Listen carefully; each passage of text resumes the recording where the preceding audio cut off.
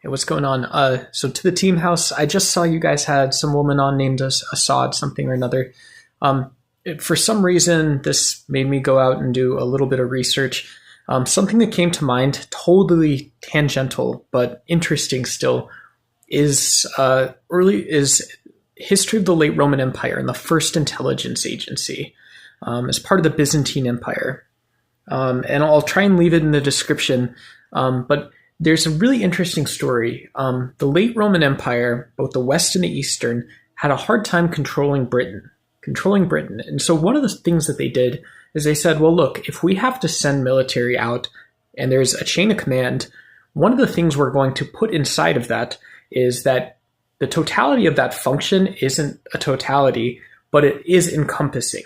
So if you're the lowest troop regiment or something, have fun, and as you get up and you're actually an administrator or a governor, then the idea is that you don't really have the same exact thing, but what you do is we're going to keep sending you sort of different examples of Roman diplomacy and stuff, and you're going to also send us stuff back, right?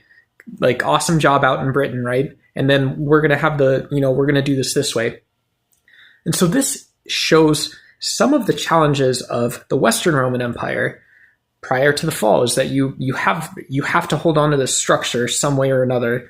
And we constantly saw through Constantine and all these other people that this structure was collapsing. And so you end up with something that's actually called the Bureau of Barbarians.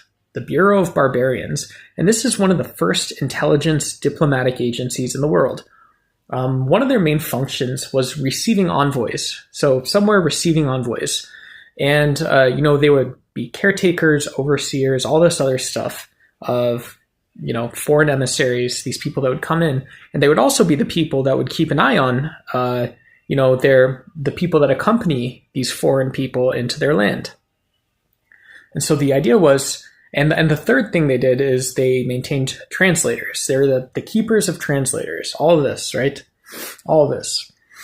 And so it's just really interesting because as we start seeing the Bureau of Barbarians sort of coming up with unilateral policy in some senses, the thing that's pushing out is that, like, hey, look, the process of how we work together is different than just us sending, the whatever it is, the National Guard's going to come out to Britain.